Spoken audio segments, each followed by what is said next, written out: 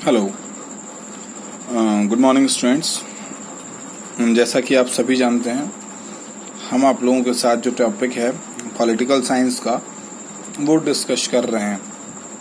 इससे पहले वाली वीडियो में हमने जो है भारतीय संविधान की कुछ विशेषताओं के बारे में आप लोगों के साथ डिस्कशन किया था, और इस वीडियो में हम आप लोगों के साथ कुछ महत्वपूर्ण टॉपिकों पर डिस्कशन करेंगे, जिसमें एक टॉपिक है सिटीजनशिप, नागरिकता, दूसरा मौलिक अधिकार। ठीक है, ये सारी चीज़ें इस टॉपिक में हम लोग आप लोगों के साथ जो है शेयर करेंगे, पढ़ेंगे। तो सबसे पहले हम पढ़ते हैं नागरिकता। सिटीजनशिप क्या होती है?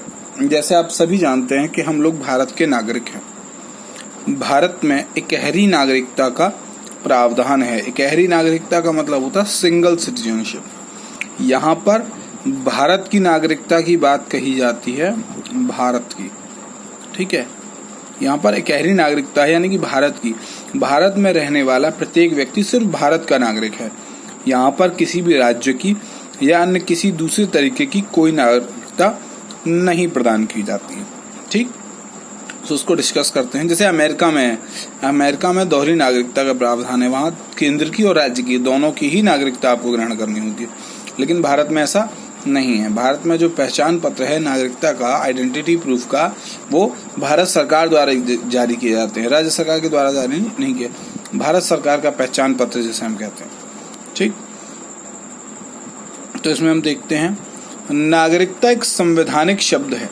ठीक है, कॉन्स्टिट्यूशनल वर्ड है। नागरिकता यानी कि सिटीजनशिप क्या है? एक कॉन्स्टिट्यूशनल वर्ड है। प्रत्येक देश में नागरिकता के लिए अलग अलग परिभाषाएं दी जाती हैं।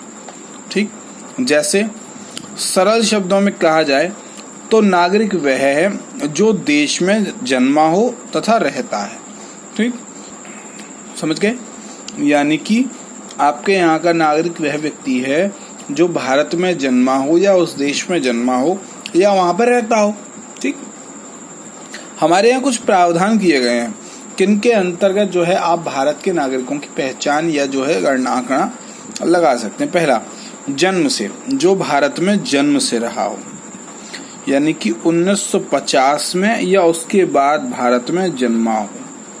ठीक, यानी कि 1950 में या उसके बाद भारत में जन्मा हो, क्योंकि 1950 में भारत का संविधान या भारत अलग से एक देश बन गया था। उससे पहले उसमें पाकिस्तान भी इन्वॉल्व था, लेकिन 1950 या उसके बाद में भारत में जन्मा व्यक्ति भारत का नागरिक होगा। ठीक, नेक्स्ट, वंश क्रम द्वारा। वंश क्रम से क्या मतलब है? वंशानुक्रम, यानी कि भारत में जो व्यक्ति है वो या उसके माता पिता या पितामह यानी कि दादा दादी, उनमें से कोई भारत का नागरिक हो तो वो भी भारत का नागरिक ही कहलाएगा।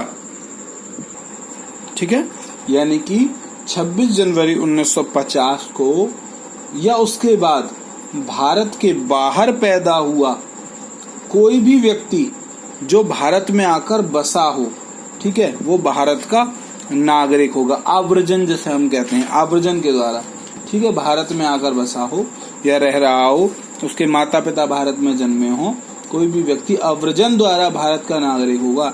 यदि कैसे उसके माता पिता या पिता जन्म के समय वंश क्रम से भारत के नागरिक हों, यानी कि जब उसका जन्म हुआ हो तब वो भारत के नागरिक रहे हों, या कब आप देखेंगे कब। लेकिन इसके साथ कुछ शर्तें भी हैं।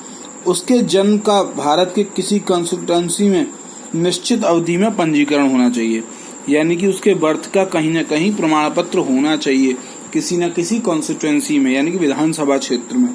ठीक, दूसरा, उसके पिता उसके जन्म के समय भारत सरकार के अधीन सेवारत रहे हों, यानी कि भारत सरकार के अंतर्गत कहीं काम कर रहे हों। समझ गए?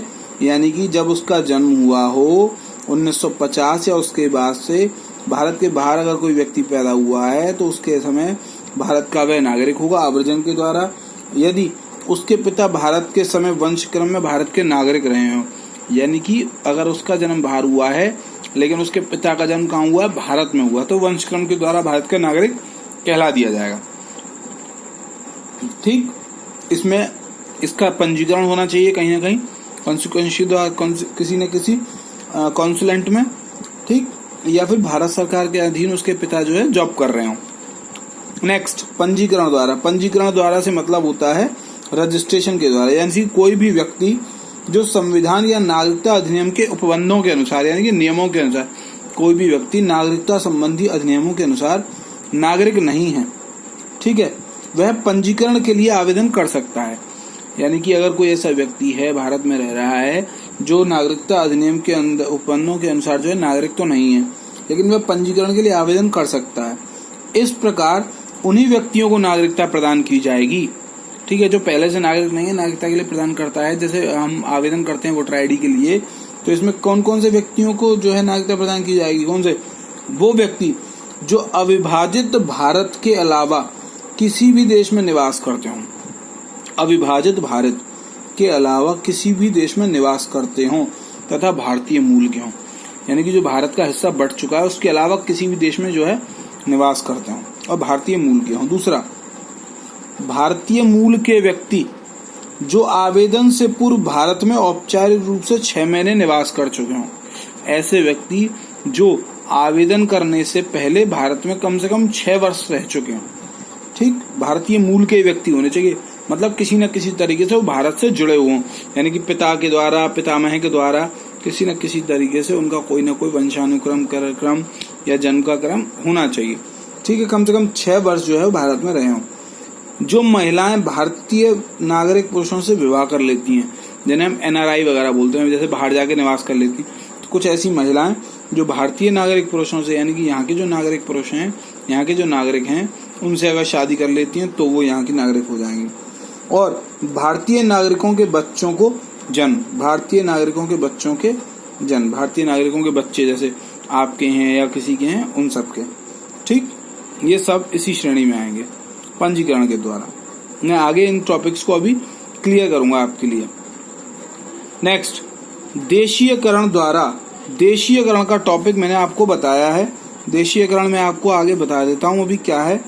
इसके द्वारा जो है किसी स्वस्थ एवं वयस्क व्यक्ति को, कोई स्वस्थ व्यक्ति है या वयस्क व्यक्ति द्वारा जो कि भारत का नागरिक नहीं है, ठीक है, किसी स्वस्थ एवं वयस्क व्यक्ति द्वारा जो कि भारत का नागरिक नहीं है तथा उपयुक्त सूची के में से किसी में भी देश के नागरिक नहीं है, यानी कि कोई भी सूची अगर दी है उसमें भारत का नागरिक नहीं है तो भारत की नागरिकता प्राप्त करने के लिए आवेदन पत्र दाखिल कर सकता है देशीयकरण द्वारा, यानी कि वो यहाँ आकर बसता है, किसी तरीके से वो भारत का नागरिक नहीं है तो आवेदन कर सकता है। नेक्स्ट पॉइंट है नागरिकता कानून में संशोधन करके। नागरिकता कानून में संशोधन करने से मतलब है कि जो भारत का नागरिकता कानून है उसमें आप किसी तरीके से संशोधन करके नागरिकता प्रदान कर दें, ठीक। जैसे सेकंड वाला पॉइंट, जैसे मैंने वंशक्रम पढ़ा था, 26 जनवरी 1950 को उसके बाद भारत के बाहर पैदा हुआ कोई भी व्यक्ति आवर्जन द्वारा भारत का नागरिक होगा, यानी कि आकर बसने वाला, यदि उसके पिता उसके जन्म के समय वंशक्रम से भारत के नागरिक हैं, वंशक्रम के आधार पर भारत के नागरिक हैं, कुछ शर्तों के साथ, जैसे उसके जन्म का भारत में किसी कॉन्सुलेट में निश्चित अवधि में पंजीकरण हुआ होना चाहिए, उसके पिता उसके जन्म के समय भारत सरकार के अधीन सेवारत हों। यही सब बातें मैं अभी आपको बता रहा था, ये सारी चीजें इसमें लिखी हुई हैं, ठीक है। नेक्स्ट टॉपिक, नेक्स्ट पॉइंट था सेकंड, अगला वाला जो था, कोई भी व्यक्ति जो संविधान या नागरिकता अधिनियम के उपबंधों, यानी कि ये वो वाला पॉइंट है जो पॉइंट अभी हम पढ़ रहे थे पंजीकरण द्वारा वाला, कि पंजीकरण के द्वारा कैसे नागरिकता ली जाती है।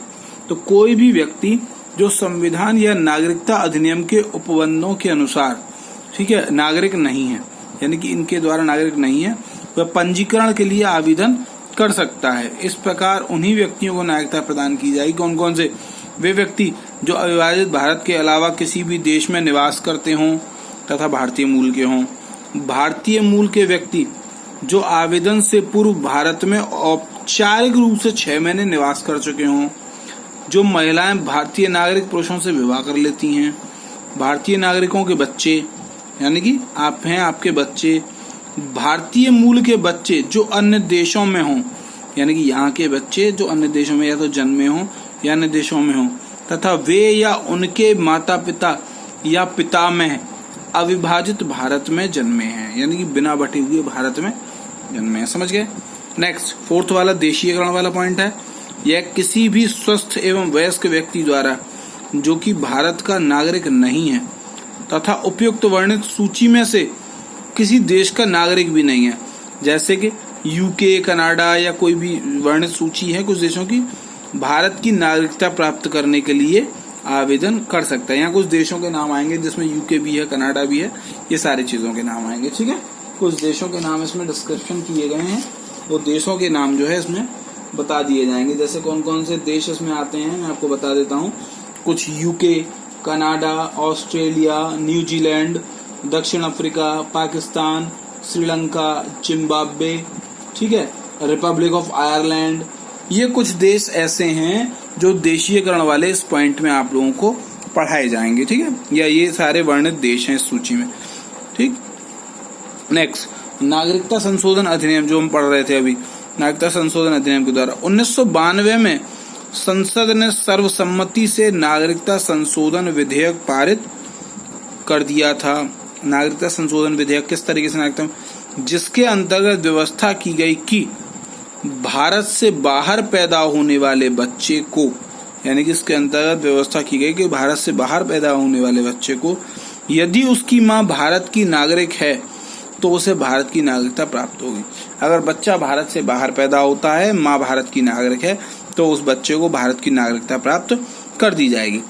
अनुच्छेद 9 के अनुसार यदि किसी व्यक्ति के किसी विदेशी राज्य की नागरिकता स्वेच्छा से अर्जित कर ली है तो वह भारत का नागरिक नहीं होगा। यानी अनुच्छेद 9 के अनुसार यदि कोई व्यक्ति ऐसा है जो किसी विदेशी राज्य की नागरिकता स्वेच्छा से अर्जित कर लेता है तो वह भारत का नागरिक नहीं होगा। ठीक है भाई, यहाँ तक ये पॉइंट क्लियर हो गया। ठीक है, तो ऐसे ही जो है हम इस टॉपिक को क्लियर करते हैं। इसमें क्या है, ये हम नागरिकता पढ़ते हैं। नागरिकता क्या है, कैसे मिलती है, कुछ पॉइंट्स हैं शुरुआत के संघ के बाद 5 से 9 तक के। अनुच्छेद 5 से लेकर और 9 तक के बीच में आपको नागरिकता के बारे में जानने को मिलता है। आर्टिकल 5 to 9 के बीच में भारत से आने वाले लोगों की नागरिकता, भारत से बाहर जाने वाले लोगों की नागरिकता, स्वेच्छा से अर्जित करने वालों की नागरिकता, स्वेच्छा से छोड़ने वालों की नागरिकता, ये कुछ 5 आपके जो है आर्टिकल्स भारतीय संविधान में है नागरिकता के, वो आपको बता दिए जाएंगे। ठीक, अब हम इसके बाद जो टॉपिक आपसे डिस्कस करने वाले हैं अभी छोटे छोटे डिस्क्रिप्शन में, वो है मौलिक अधिकार। हम 6 तरीके के मौलिक अधिकारों के बारे में पढ़ते हैं। ठीक है, 7 थे पहले, अनुच्छेद 31 निरसित कर दिया गया जिसमें संपत्ति का अधिकार था, उसके साथ 7 थे, अब 6 हैं। पहला है समानता का अधिकार, अनुच्छेद 14 से 18, स्वतंत्रता का अधिकार, अनुच्छेद 19 से 22, शोषण के विरुद्ध अधिकार, शोषण के विरुद्ध अधिकार, ठीक है, अनुच्छेद 23 और 24, धार्मिक स्वतंत्रता 25 से 28, संस्कृति एवं शिक्षा का अधिकार 29 और 30, संवैधानिक उपचारों का अधिकार अनुच्छेद 32, 31 निरसित है और 31 का में का कुछ ऑब्जेक्शन है, वो भी अलग हैं, वो खत्म हो गया पूरा 31, अब ये मानिए। ठीक है, ये सारे पॉइंट्स जो है वो हम अगली वीडियो में आप लोगों के साथ शेयर करेंगे। देखिए, टॉपिक्स देखिए, वीडियोस देखिए, ये सारी चीज़ें आपको जो है एक टॉपिक को डिस्क्राइब करेंगी, बताएंगी। हमने पढ़ा नागरिकता क्या है, नागरिकता के कौन कौन से कॉन्सेप्ट्स हैं, ये सारी चीज़ें हमने डिस्कस की। जन्म है, वंशक्रम है, पंजीकरण है, देशीकरण है, नागरिकता कानून में संशोधन है। तो ये सारी चीज़ें आपको इस तरीके से मिल रही हैं कि आप एक एक टॉपिक को एक एक तरीके से समझ सकें, देख सकें, ताकि आपकी सारी चीज़ें मिक्सअप ना हो। अगली जो वीडियो है इसमें हम आपके साथ डिस्कस करेंगे इंडियन कॉन्स्टिट्यूशन में मौलिक अधिकार, यानी कि अनुच्छेद 12 से लेकर 35 तक के विषय में। ठीक, थैंक यू सो मच।